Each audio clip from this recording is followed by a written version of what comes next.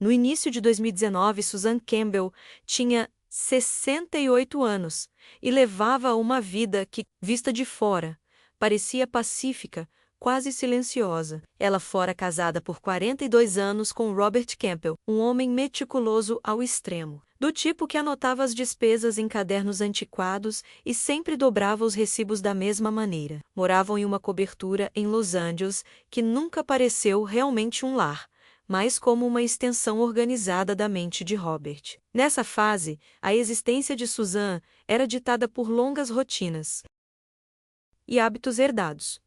Preparar o chá pontualmente às 6 horas, verificar se as persianas estavam alinhadas, caminhar lentamente pelos corredores acarpetados como se o barulho pudesse quebrar algo. Quando o coração de Robert começou a falhar de verdade, não apenas teoricamente, mas concretamente, com internações e longos silêncios, ela sentiu sua própria identidade se erodir. Não era apenas o medo de perder o marido, era a sensação inquietante de que, sem ele, ela não sabia bem qual era o seu lugar no mundo. O dia da leitura do testamento chegou envolto numa calma inquietante, daquelas que deixam o corpo tenso sem motivo aparente. O escritório do advogado cheirava a madeira velha e café frio, e Susan estava sentada com as mãos apertadas sobre a bolsa, como se aquilo pudesse sustentá-la de alguma forma. Jonathan, seu único filho, também estava lá, elegante, impaciente, com aquele olhar que buscava não consolo, mas confirmação. Enquanto o advogado lia, a realidade começou a se distorcer para Susan. A cobertura seria deixada para Jonathan, os bens visíveis, os investimentos que todos conheciam. Isso também. Então veio a frase curta, quase sem ênfase, que a deixou sem fôlego. Ela herdaria uma garagem velha, um galpão industrial, numa parte esquecida da cidade. Não houve lágrimas naquele momento, apenas um calor subindo pela nuca e uma vergonha difícil de explicar, como se de repente toda a sua vida tivesse se reduzido a um erro administrativo. Jonathan não olhou para ela, e naquele pequeno gesto, Susan começou a entender que não havia perdido apenas o marido, mas algo muito mais profundo que ela ainda não conseguia nomear. A humilhação não terminou no escritório do advogado, embora Susan não soubesse disso na época. Naquela mesma noite, de volta à cobertura, Jonathan andava pela casa como se não fosse mais o lugar onde crescera, mas uma propriedade recém-adquirida. Abriu gavetas, fez ligações em voz baixa, revisou documentos com uma indiferença que causava dor em Susan. Quando ela tentou falar, dizer algo desajeitado, como vamos ver o que fazemos, ele a interrompeu sem levantar a voz, com uma frieza que pesava mais do que um grito. Disse que não pretendia sustenta lá, que não era sua responsabilidade, que ela deveria se virar sozinha. No meio daquela conversa distorcida, ele proferiu uma frase que ficou gravada em sua mente, que ela não servia mais para nada, que estava apenas ocupando espaço. Susan sentiu uma pressão no peito, não por chorar, mas por incredulidade. Era seu filho. A mesma pessoa que ela acompanhara em entrevistas, a mesma que ela defendera quando ele perdeu, a mesma pessoa a quem ela ensinara a amarrar os sapatos no tapete daquela mesma sala de estar. Horas depois, Susan se viu do lado de fora, com a mala entreaberta, o som do elevador se afastando, levando consigo 42 anos de sua vida. Era seu aniversário, embora ninguém tivesse mencionado. Ela dirigiu sem rumo até o endereço do armazém que constava nos jornais, seguindo um GPS que parecia levá-la cada vez mais longe de tudo que lhe era familiar. A área industrial estava quase deserta, iluminada apenas pela luz bruzuleante dos postes, e o ar cheirava a metal e poeira velha. Quando abriu a pesada porta da garagem, o eco de seus passos a fez-se sentir minúscula. Passou a noite ali sentada em um caixote de madeira, enrolada em seu casaco, ouvindo ruídos distantes e as batidas do próprio coração. Se alguém está lendo isto e chegou até aqui, talvez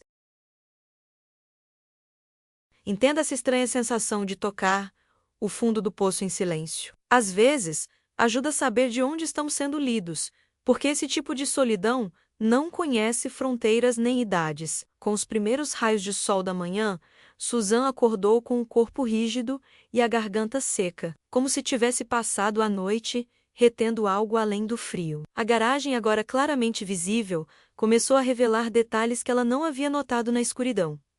O chão estava impecavelmente polido. As paredes tinham um isolamento incomum para um espaço industrial e o ar não cheirava a mofo, mas sim a limpo, quase clínico. Ela caminhou lentamente, tocando as superfícies, seguindo os cabos cuidadosamente organizados. E aquela sensação de "isso não se encaixa" se intensificou. No fundo, encontrou uma pesada porta interna com um sistema de segurança que não combinava com uma simples garagem antiga. Quando conseguiu abrir ela, o espaço se revelou uma cápsula do tempo. Iluminação suave e temperatura controlada. Ferramentas alinhadas com precisão obsessiva. Susan sentiu uma leve tontura, uma mistura de confusão e pressentimento, como se alguém estivesse escondendo a verdade dela à vista de todos, por anos. Foi então que ela os viu. 3 carros cobertos com lonas cinzentas, expostos como peças de museu. Ao remover a primeira, um Aston Martin antigo apareceu, com a pintura impecável e o interior com um cheiro de couro novo. O segundo era um Mercedes com paralamas incrivelmente longos, brilhando como se tivesse acabado de sair da linha de montagem. O terceiro, uma Ferrari vermelho escura, silenciosa e elegante mesmo parada. Susan não era especialista em carros, mas sabia reconhecer algo excepcional quando o via. Em uma mesa próxima, encontrou pastas grossas, documentos cuidadosamente organizados com a caligrafia inconfundível de Robert, certificados, avaliações, datas. Seu coração começou a palpitar. Não pelo valor material, mas pela súbita certeza de que seu marido estava preparando algo em segredo. Em meio aos papéis, uma carta cuidadosamente lacrada, com o nome dele escrito lentamente. Susan sentou-se antes de abri-la, pois pressentia que o que viria a seguir mudaria para sempre a forma como ela entendia sua própria história. A carta de Robert pesava mais pelo que implicava do que pelo papel em si. Susan a segurou por um longo momento, respirando fundo, como se precisasse de permissão para entrar nos pensamentos de um homem que conhecera a vida toda e, no entanto, nunca compreendera completamente. Quando começou a ler, reconheceu imediatamente o tom. Claro, preciso, quase austero, mas tingido por uma ternura que ele raramente demonstrava em voz alta. Robert falava de seu diagnóstico, dos anos em que soube que o tempo estava se esgotando e decidiu observar em silêncio. Relatou como vira Jonathan mudar, como a ambição endurecera seus olhos, como o respeito se transformara em cálculo. Susan sentiu uma pontada de culpa ao se reconhecer naquelas linhas, por não ter querido enxergar o óbvio. A carta não justificava nada, simplesmente explicava. E nessa explicação, Susan começou a entender que o galpão não era um objeto descartado, mas uma porta de entrada. Robert escreveu que não podia deixá-la desprotegida, que temia que Susan ficasse à mercê de alguém que confundisse direito com afeto após a sua morte. Por isso, ele havia planejado uma herança dividida, quase teatral. A parte visível para aqueles que buscavam aplausos, a parte verdadeira para aqueles que compartilharam o silêncio. A verdadeira fortuna, menos os carros, investimentos ocultos, propriedades e fundos fiduciários, era destinada exclusivamente a ela, protegida por camadas de discrição e tempo, não como vingança, mas como cuidado. Susan colocou a carta sobre a mesa e repousou as mãos sobre ela, percebendo como o tremor inicial se transformou em algo mais firme. Não era alegria, nem alívio completo. Era compreensão. Pela primeira vez, desde a morte de Robert, o mundo deixou de parecer hostil. Aquele homem reservado finalmente havia falado abertamente, e o fizera não para punir um filho, mas para apoiar a mulher que caminhara ao seu lado por 4 décadas. As horas seguintes transcorreram de forma estranha, como se o tempo tivesse se tornado elástico. Susan passou a manhã sentada naquela instalação secreta, lendo e relendo documentos, tocando os carros com uma cautela quase reverencial, tentando juntar fragmentos que haviam sido espalhados por anos. Ela começou a se lembrar de pequenas coisas que antes não faziam sentido. As viagens repentinas de Robert, as ligações que ele atendia em voz baixa, as pastas que ele guardava em lugares que ela nunca verificava por respeito. Nada disso parecia uma traição agora, mas sim uma extensão de sua maneira de amar, desarreitada e silenciosa. Ao meio-dia, ela saiu, respirou o ar pesado da zona industrial e sentiu algo que não sentia há meses. Fome. Não apenas fome física, mas uma espécie de apetite para decidir o que fazer a seguir, pela primeira vez, sem pedir permissão. Nos dias seguintes, Susan começou a agir com uma discrição que surpreendeu até a ela mesma. Entrou em contato com os advogados mencionados na carta, pessoas que já sabiam quem ela era antes mesmo de ela revelar seu nome, e que a trataram com uma mistura de respeito e normalidade, que lhe devolveu parte da dignidade. Descobriu que Robert havia pensado em tudo. Pontos de acesso, senhas, instruções simples, quase didáticas, como se soubesse que ela precisaria de tempo para se sentir segura. Em meio a esse processo surgiu outra revelação: uma casa em Carmel, de frente para o mar, comprada anos antes e preparada para ela nos mínimos detalhes, da altura das prateleiras a um cobertor idêntico ao que usava no inverno. Susan compreendeu então que seu marido não havia protegido apenas seu futuro financeiro, mas também seu direito a uma vida tranquila, longe de olhares curiosos. E pela primeira vez, a palavra lar deixou de doer. A mudança para Carmel foi um processo lento, quase cerimonial. Susan não tinha pressa e, pela primeira vez, isso não a fez sentir-se culpada. A casa ficava de frente para o mar, com grandes janelas que deixavam entrar uma luz suave, diferente da de Los Angeles, menos intensa.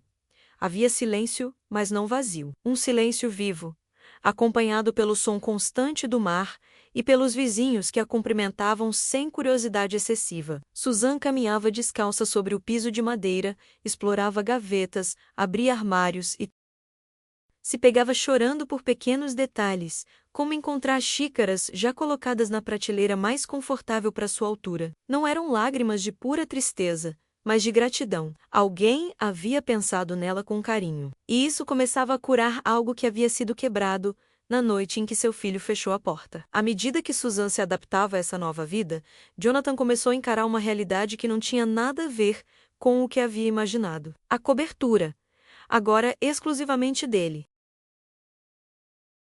rapidamente se tornou um projeto mal administrado. Reformas desnecessárias, decisões impulsivas, investimentos feitos mais por orgulho do que por análise. Susan soube dessas coisas indiretamente, por meio de comentários casuais, de antigos conhecidos ou breves informações que surgiam em conversas alheias. Ela não sentia satisfação em saber desses erros, mas também não sentia vontade de intervir.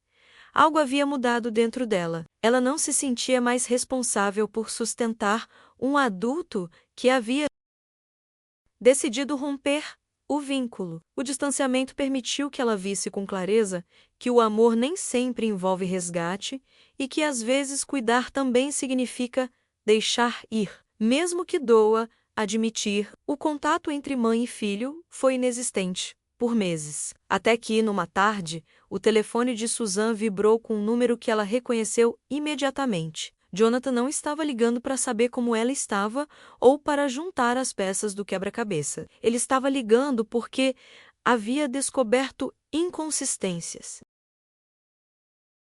Numa história que considerava sólida, havia rumores, documentos que não batiam, nomes de advogados faltando onde deveriam estar. A conversa foi breve e incisiva, repleta de silêncios tensos e palavras calculadas. Susan ouviu mais do que falou, percebendo na voz do filho uma mistura incômoda de raiva e medo. Ela não o interrompeu. Quando ele desligou, ela percebeu que ele não estava tremendo. Essa falta de reação foi reveladora. Pela primeira vez, o poder não estava com quem exigia respostas, mas com quem podia escolher se as daria ou não. O encontro aconteceu semanas depois, em um café discreto, longe de lugares que Jonathan pudesse usar como pano de fundo. Ele chegou com pressa, transmitindo tudo, com gestos rápidos e palavras que buscavam justificar, não compreender. Susan o olhou atentamente, como se estivesse vendo uma versão adulta de uma criança que conhecera e que agora lhe parecia estranhamente distante. Jonathan falou de traição, de humilhação, de como seu pai o havia testado. Susan esperou que ele terminasse e então falou devagar, sem aspereza, mas com uma firmeza que não precisava elevar a voz. Ela lhe disse que a herança não era uma sentença, mas um espelho, que o dinheiro não havia mudado quem nenhum dos dois era, apenas revelado. Jonathan permaneceu em silêncio, desconfortável, sem uma resposta clara. Se esta história lhe parece familiar de alguma forma, talvez você conheça alguém que precise ouvir algo assim hoje. Compartilhar também pode ser uma forma silenciosa de demonstrar cuidado. Após aquele encontro, Susan voltou para Carmel com uma sensação estranha, como se tivesse fechado uma porta sem bater. Não havia euforia, nem sensação de vitória. O que emergiu foi algo mais sereno, quase novo para ela tranquilidade. Todas as manhãs, caminhava perto do mar, sentindo a areia fresca sob os pés, observando pessoas que nada sabiam de sua história, e pela primeira vez, isso não a incomodava. Começou a organizar seus dias no seu próprio ritmo, decidindo quando sair e quando ficar em casa, redescobrindo prazeres que inconscientemente havia adiado. A independência não chegou como um grande gesto, mas como a soma de pequenas escolhas diárias que, juntas, restauraram uma identidade enterrada sob décadas de adaptação. Jonathan, por outro lado, continuou a enfrentar as consequências de suas decisões. Os problemas financeiros não desapareceram com explicações ou orgulho, e a falta de apoio materno começou a pesar sobre ele de uma maneira diferente da falta de dinheiro. Susan sabia disso, mas não sentia mais a necessidade de intervir. Ela entendia que seu papel havia mudado e que proteger nem sempre significava resolver problemas. A herança de Robert não era apenas uma questão de bens ocultos, mas uma lição silenciosa sobre limites, caráter e responsabilidade. Susan começou a aceitar que nem tudo precisa ser compreendido para ser curado, e que, às vezes, o desfecho não vem com uma reconciliação perfeita, mas com a certeza interior de ter recuperado o próprio valor. Com o passar dos meses, Susan começou a notar mudanças internas que não havia previsto. Não eram grandes revelações, mas ajustes súteis. Ela parou de se assustar com o som do telefone, parou de justificar mentalmente cada decisão que tomava, e até parou de se explicar por que havia tolerado certas coisas por tantos anos. Em Carmel, ninguém a conhecia como a esposa de, ou a mãe de. Ela era simplesmente Susan, uma mulher mais velha que caminhava devagar, conversava com o padeiro sobre o tempo e contemplava o horizonte por mais tempo do que o necessário. Esse anonimato lhe trouxe uma leveza inesperada. Ela começou a entender que grande parte de seu cansaço não vinha da idade, mas de ter vivido tempo demais tentando não incomodar os outros. Às vezes, ela pensava em Robert, não com uma dor aguda, mas com uma mistura de nostalgia e uma compreensão tardia. Ela entendia que ele havia amado à sua maneira, uma maneira um tanto inexpressiva, mas profundamente estratégica, quase desajeitada emocionalmente, mas clara em suas intenções. Susan parou de se perguntar se teria preferido saber a verdade antes. Aceitou que talvez não estivesse preparada. A vida, no fim, lhe dera as respostas no único momento em que ela podia se apegar a elas. Ela não precisava mais de provas externas de seu valor, nem de reconhecimento forçado. Aprendera, tarde, mas com firmeza, que a dignidade não é herdada nem implorada. Ela se constrói quando alguém decide. Nunca mais se colocar em uma posição em que seja tratado como descartável. As últimas notícias que Susan teve de Jonathan vieram indiretamente, como quase tudo durante aquele período. Um antigo sócio de Robert, alguém que se lembrava dela com genuíno carinho, mencionou em uma ligação casual que a cobertura estava hipotecada e que vários projetos haviam fracassado em rápida sucessão. Não houve satisfação em ouvir isso, mas sim uma confirmação silenciosa de algo que ela já sabia. Dinheiro sem caráter é frágil. Suzanne desligou o telefone e sentou-se por um tempo junto à janela, observando o mar mudar de cor com a tarde. Pensou no filho, não com raiva, mas com uma tristeza serena, daquelas que já não dilaceram o coração. Ela entendia que cada um deles estava vivendo as consequências exatas das decisões que haviam tomado e que intervir agora só perturbaria um equilíbrio que havia exigido tanto esforço para construir. Naquela noite, Suzanne abriu uma das caixas que havia trazido do galpão. Cheia de papéis antigos, fotos e anotações que Robert guardava sem nenhuma ordem aparente. Encontrou fotos de viagens curtas, datas escritas no verso e uma fotografia sua, jovem, rindo sem perceber que estava sendo observada. Surpreendeu-se ao se ver assim, livre, antes dos anos de contenção e adaptação. Não chorou. Sorriu com uma ternura recém-descoberta, como quem reconhece uma figura esquecida. Fechou a caixa com cuidado e compreendeu que sua história não era definida pelo que havia perdido, mas pelo que conseguira preservar. A verdadeira herança não estava apenas nos pertences escondidos, mas na possibilidade concreta de viver o resto de seus dias, sem medo, sem pedir permissão e sem culpa. Com o tempo, Suzanne começou a usar sua recém-conquistada estabilidade de forma prática e discreta. Ela não fez anúncios nem grandes gestos. Acertou suas contas, organizou sua papelada e deixou instruções claras para que nada ficasse sem atenção. Começou a trabalhar como voluntária em uma pequena biblioteca local, algo que sempre gostara, mas que havia adiado. Lá, entre prateleiras baixas e mesas desgastadas, descobriu que ainda tinha paciência, senso de humor e uma enorme capacidade de ouvir. Ninguém lhe perguntava sobre heranças ou dramas familiares, perguntavam-lhe sobre livros. Essa normalidade simples se mostrou profundamente revigorante. Ela entendeu que reconstruir-se nem sempre significa começar do zero, mas sim retornar a espaços onde se encaixa sem precisar se diminuir. Algum momento, Suzanne parou de esperar por uma ligação de Jonathan. Não como punição, mas como aceitação. Ela havia feito tudo ao seu alcance, sem se trair. A porta não estava trancada, mas também não estava escancarada. Estava onde deveria estar. Às vezes, ao entardecer, ela se sentava na varanda com um cobertor leve e refletia sobre como tudo tinha sido estranho, perder tudo para, no fim, se reencontrar. Ela não romantizava a dor, sabia o preço que havia pago, mas também sabia que aquele dia, o dia da leitura do testamento e a noite na garagem, tinha sido o ponto exato em que sua transformação começou. Não porque ela entendesse tudo, mas porque decidira nunca mais aceitar um lugar onde sua existência fosse considerada um fardo. Chegou um momento, quase um ano depois, em que Suzanne percebeu que não estava mais contando sua história a partir da ferida aberta do passado, mas de um lugar mais estável. Não porque tudo tivesse cicatrizado completamente, mas porque a dor não era mais o foco. Quando alguém perguntava sobre seu passado, ela respondia sem detalhes, sem precisar se explicar ou se justificar. Ela aprendeu a escolher quais partes compartilhar e quais guardar para si, e essa escolha lhe deu uma sensação de controle que nunca havia conhecido. Ela entendeu que a exposição constante também é exaustiva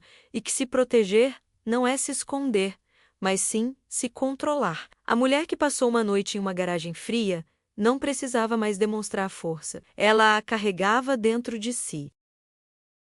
Em sua postura, na calma com que agora seguia seus dias. Em Carmel, as estações pareciam passar com mais suavidade. Suzanne começou a reconhecer os ciclos do lugar, as mudanças na cor do mar, a rotina das pessoas da vizinhança. Permitiu-se planejar pequenas viagens, coisas simples que antes sempre adiava para algum dia. Não sentia que estava compensando nada, estava simplesmente vivendo. Às vezes, pensava em como a vida pode mudar abruptamente, não para destruir, mas para reposicionar. O testamento de Robert, a expulsão, a noite solitária menos tudo, fora uma ruptura necessária para que algo mais honesto pudesse emergir. Susan não era grata pela dor, mas reconhecia o que ela havia despertado dentro dela. Aprender a se sustentar sozinha, e isso, na sua idade, era uma profunda forma de liberdade. Susan nunca mais pôs os pés na cobertura em Los Angeles, não por ressentimento, mas porque ela já não lhe pertencia, nem física, nem emocionalmente. Ela entendia que alguns lugares deixam de ser lar muito antes de partirmos. Em Carmel, por outro lado, cada objeto tinha significado. Cada canto respondia ao seu corpo e ao seu ritmo. Ela começou a deixar bilhetes para si mesma, pequenos lembretes colados na geladeira ou em um caderno gasto. Não tenha pressa, descansar também é agir. Não peça permissão. Eram frases simples, quase infantis, mas vinham de alguém que aprendera tardiamente a ouvir a si mesma. Susan aceitava que nem todas as histórias têm reconciliações perfeitas ou finais ideais e que isso não as torna incompletas. Às vezes, o verdadeiro encerramento é interno, silencioso e definitivo. Hoje, quando Susan pensa em herança, ela não a mede mais em dinheiro ou bens ocultos. Ela a mede em algo mais concreto e difícil de explicar. A possibilidade real de viver sem medo. Robert lhe deixou proteção, sim, mas também lhe deixou uma verdade incômoda que no fim se mostrou libertadora. Jonathan, por sua vez, seguiu seu próprio caminho, carregando o fardo de decisões que não lhe cabiam mais corrigir. Susan não se tornou uma vencedora, nem uma vítima exemplar. Ela se tornou uma mulher que, depois de ter sido subestimada, escolheu nunca mais ocupar um lugar onde seu valor fosse negociável. E esse era o seu verdadeiro destino. Ela não entende tudo até hoje, e não precisa. Ela sabe, com tranquila certeza, que aquela noite na garagem foi o início de uma vida que finalmente lhe pertence.